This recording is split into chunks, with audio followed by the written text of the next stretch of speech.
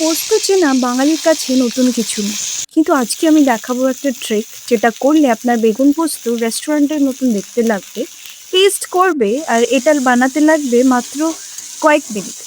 ভিডিওটা শেষ পর্যন্ত দেখুন, কারণ লাস্টে একটা স্টেপ আছে যেটা 90% মানুষ স্কিপ করে, আর সেই জন্যই তাদের পোস্তটা আর অত স্মুথ হয় না। চলুন শুরু করুন। কড়াইতে সর্ষে তেল গরম করুন, ভালো মতন গরম। বেগুনগুলো দিয়ে দিন, দুদিক করে ভালো করে ভাজুন যাতে গোল্ডেন ব্রাউন হয়ে যায়।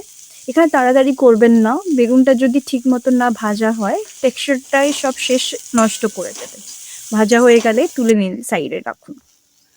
এখন একই তেলেই কালো জিরে দিন ফোড়ন হিসেবে, তারপর পেঁয়াজ দিন, হালকা করে ভাজা ভাজা করুন, সাথে নুন হলুদ দিয়ে দিন। এই অর্ডারটা ম্যাটার করে, কারণ হলুদটা আগে দিয়ে পেঁয়াজের সাথে ভালো করে মিশে যায়, টেস্টটা ইভেন হয়।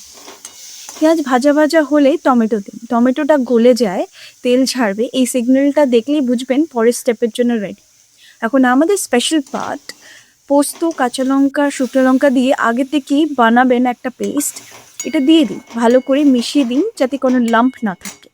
এই পেস্টটাই বেগুন পোস্তর সিগনেচার, স্মুথ নাটি, একদম আসল বাঙালি ফ্লেভার। কম আঁচেই কষতে থাকুন যতক্ষণ না পেস্টটা থেকে তেল ছাড়তে শুরু করে।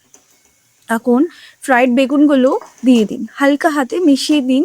এই সময় বেশি নাড়াচাড়া করবেন না, নাহলে বেগুনগুলো ভেঙে যেতে পারে। মিশে গেলে গরম জল দিন গ্রেভির কনসিস্টেন্সি অনুযায়ী। ঢাকা দিয়ে কম আঁচে রান্না করুন যতক্ষণ না বেগুন গ্রেভিটার ফ্লেভারটা ভালো করে নিয়ে নিচ্ছে। আর একদম শেষে ওই স্টেপটা যেটা আমি আগে বলেছিলাম, গ্যাস বন্ধ করার আগে ওপর থেকে একটু কাঁচা সর্ষের তেল ছড়িয়ে দিন। এটাই আসল সিক্রেট, এই কাঁচা তেলটাই পোস্তটার খাঁটি গন্ধটা শেষ পর্যন্ত ধরে রাখে, যেটা আগে থেকে তেল দিয়ে রান্না করলে চলে যায়। গরম ভাতের সাথে পরিবেশন করুন। এত সহজ, এত কম সময়, আর এত ভালো স্বাদ ট্রাই না করলে মিস করছেন। ভিডিওটা ভালো লেগে থাকলে সাবস্ক্রাইব করুন, আর এমন সব কুইক আসল রেসিপি নিয়ে আসবো। আবার দেখা হবে।